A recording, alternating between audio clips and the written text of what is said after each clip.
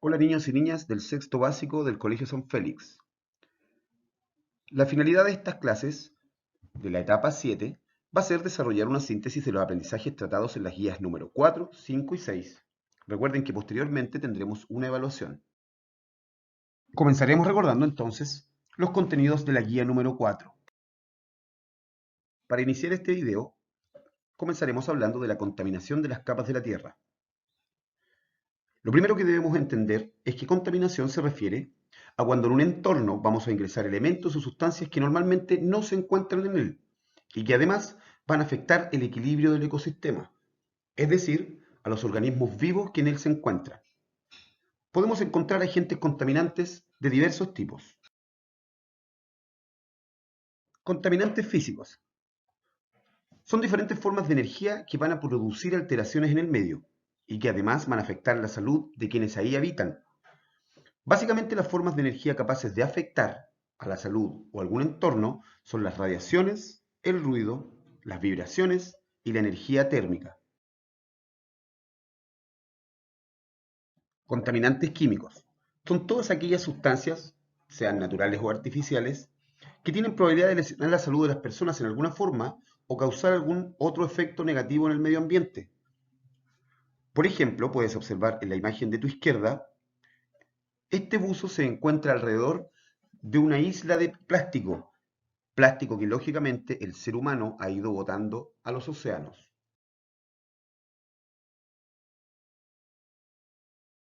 Los contaminantes biológicos son microorganismos que son capaces de originar cualquier tipo de infección, enfermedad o alergia en los seres humanos y o seres vivos que habiten en un determinado medio ambiente.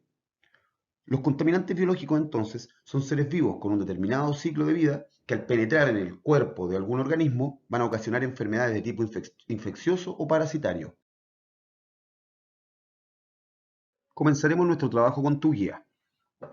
En nuestra primera actividad de aplicación, te vas a poner en el lugar del presidente de Chile y vas a anotar 3 medidas que tú adoptarías para evitar la contaminación de nuestro planeta. Continuamos ahora con la retroalimentación de los contenidos de la guía número 5. La fotosíntesis es el proceso a través del cual los vegetales realizan su propio alimento. A su vez, esto les permite crecer y desarrollarse. Y para ello van a utilizar varios elementos que encuentran en el ambiente, como por ejemplo la luz solar, el dióxido de carbono y el agua. Recuerda que vimos anteriormente que las plantas son organismos autótrofos, es decir, crean su propio alimento. Ahora la pregunta que te puedes haber hecho, ¿qué organismos son capaces de realizar la fotosíntesis? Y yo te respondo que son todos aquellos formados por células vegetales. Las células vegetales forman a las plantas, las algas y algunos organismos microscópicos, incluso algunos formados por una sola célula. Todos estos organismos entonces pueden realizar la fotosíntesis. En el dibujo de tu derecha puedes observar una célula vegetal. Los organismos más complejos están formados por millones de estas células. Ahora que ya conocemos qué es la fotosíntesis y qué organismos pueden realizarla, hablaremos respecto a los requerimientos de los vegetales para realizar este proceso. Uno de los elementos que las plantas requieren para realizar la fotosíntesis es la luz solar. Las células de las partes verdes de las plantas, hojas y tallo, tienen cloroplastos, que es un organelo de las células vegetales que posee clorofila, que es la pigmentación verde de las plantas. Esta pigmentación permite captar la luz del sol. Con la luz que es captada, la planta puede fabricar su alimento, la glucosa. En esta molécula va a quedar almacenada la energía en forma de energía química, es decir, las plantas van a transformar la energía solar en energía química. Otra de las cosas que necesitan las plantas para realizar la fotosíntesis es el agua. Los organismos autótrofos van a obtener el agua a través de las raíces, que como puedes ver en la imagen de la derecha, tienen unos pelitos absorbentes. La planta, a su vez, va a recoger disueltas en esta agua las sales minerales que van a ser transportadas a través del cuerpo de la planta por medio de la savia bruta. Las plantas Después de usar esta agua, la liberan nuevamente a la atmósfera por medio de un proceso llamado transpiración, que es parte del ciclo del agua. El símbolo químico del agua es H2O. Es muy importante tener en cuenta estos símbolos porque después nos serán de mucha utilidad. El último requerimiento de las plantas para realizar la fotosíntesis es el dióxido de carbono, que es un desecho formado a partir de la respiración de los organismos autótrofos como tú. Ingresa a las plantas a través de las estomas, que se encuentran en la cara inferior de las hojas. Cuando miras una hojita, fíjate que por la parte superior son muy brillantes y por la parte inferior son más opacas. En ese lugar se encuentran esas estomas que son como los agujeros de tu nariz. El símbolo químico del dióxido de carbono es CO2. Después de conocer los requerimientos de las plantas para realizar la fotosíntesis, ahora podemos analizar qué es lo que se produce a través de este proceso. La glucosa es el principal producto de la fotosíntesis.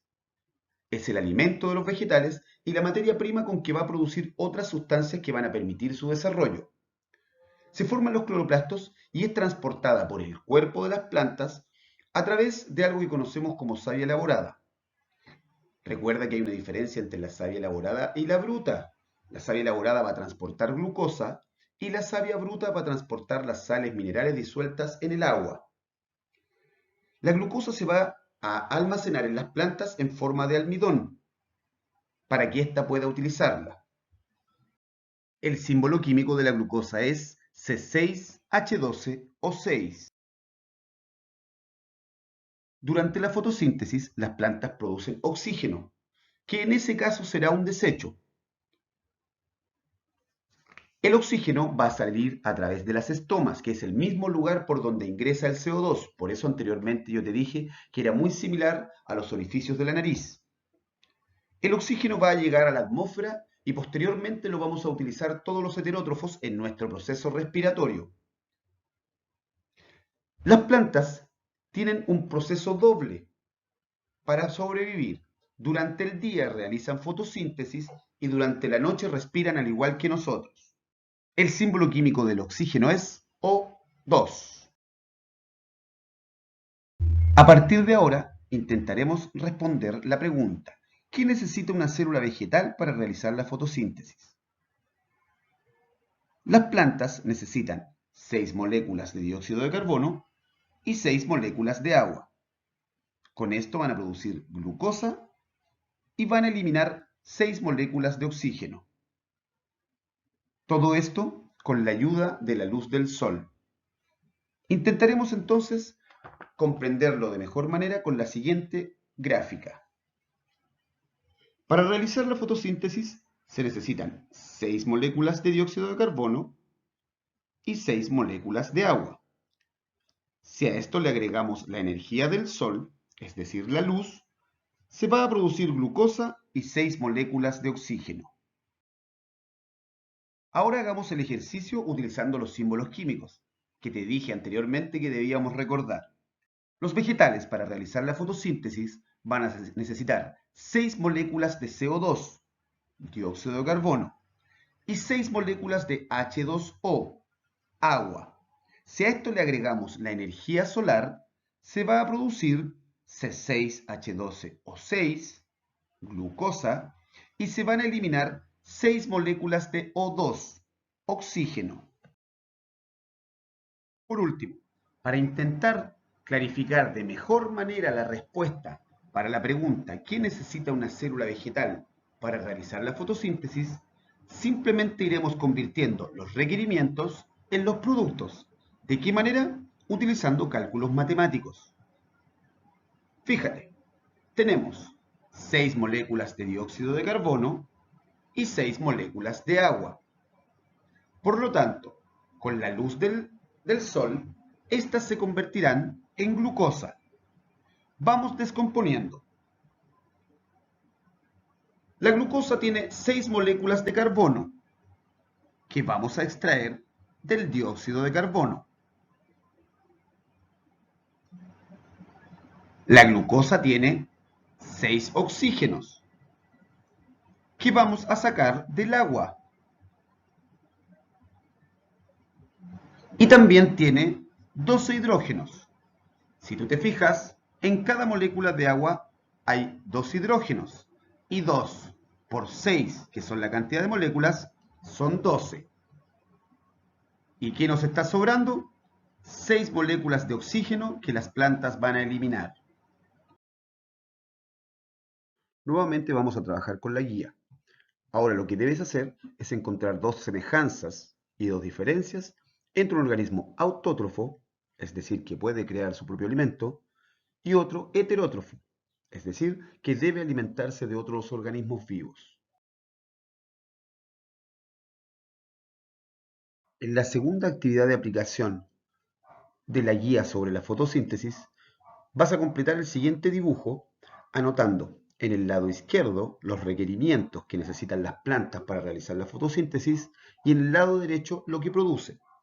Y finalmente, vamos a hacer un breve repaso de los contenidos de la guía número 6. Para comenzar a hablar de la historia de los científicos que nos han permitido comprender lo que es la fotosíntesis, nos remontaremos unos 300 años antes de Cristo.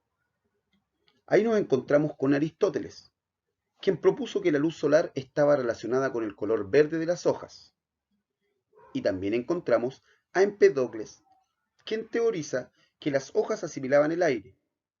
Lamentablemente sus ideas fueron refutadas o descartadas por Aristóteles y su discípulo Teofrasto, quienes decían que las plantas únicamente se alimentaban de lo que provenía de la tierra.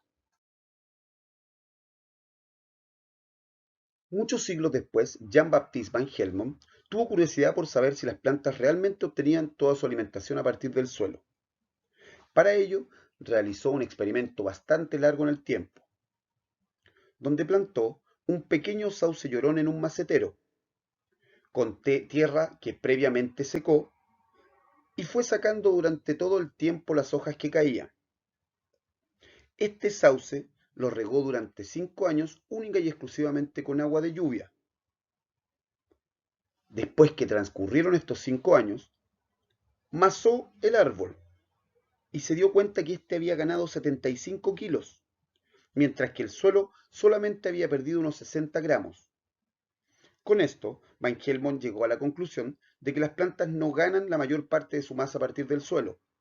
Por lo tanto, refutó lo que habían dicho los griegos.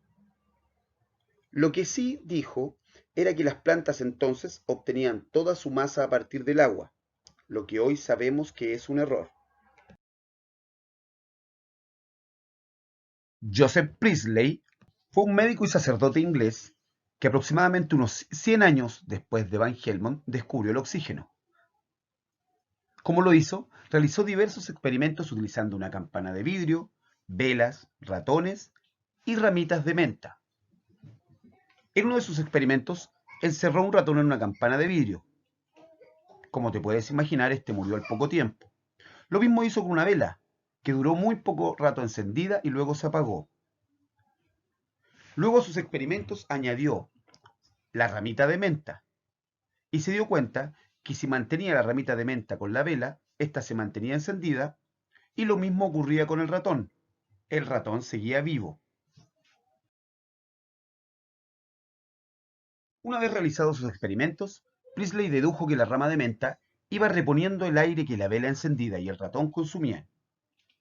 Notó además que sus resultados no se repetían siempre, ya que en alguno de sus experimentos la planta no realizaba este trabajo. Jan Ingenhousz fue un médico holandés que descubrió que cuando las plantas se sumergen en agua van generando burbujas, y además dedujo que la causa de este fenómeno tenía que estar relacionado con la luz solar. Otra de las cosas que pensó fue que la fotosíntesis no podía ser llevado a cabo en cualquier parte de las plantas, sino que únicamente en sus partes verdes. Las que no tenían esta coloración, como las raíces o las flores, no generaban el mismo proceso de formación de burbujas. Entonces, concluyó que las plantas pueden restaurar el aire solamente cuando sus partes verdes están expuestas a la luz solar. Finalmente, Jean Senevier realizó diversos experimentos que establecían la necesidad de luz para que se fuera produciendo esta asimilación de dióxido de carbono por parte de las plantas y su posterior desprendimiento de oxígeno. También estableció que aunque la planta estuviera expuesta a la luz, si no había CO2, esta no tenía la capacidad de liberar oxígeno. Con esto, si te das cuenta, completamos nuestro conocimiento básico de la fotosíntesis. El experimento de Senevier era muy similar al de Ingenhousz, pues introducía el material vegetal en un recipiente con agua, debajo de un embudo invertido que se abría hacia un recipiente graduado para medir el gas. El incremento en el volumen de este gas era medido con un instrumento llamado eudímetro. Para la aplicación de conocimientos de nuestra etapa 6, vamos a notar ahora el descubrimiento o el aporte al conocimiento de la fotosíntesis que hayan hecho los científicos que observamos. Entre ellos tenemos a Jean-Baptiste Van Helmont, Joseph Priestley, Jan Ingenhousz y Jean Senevier. Comencemos ahora con la aplicación del aprendizaje, haciendo nuevas actividades. Y vamos a ir por etapa.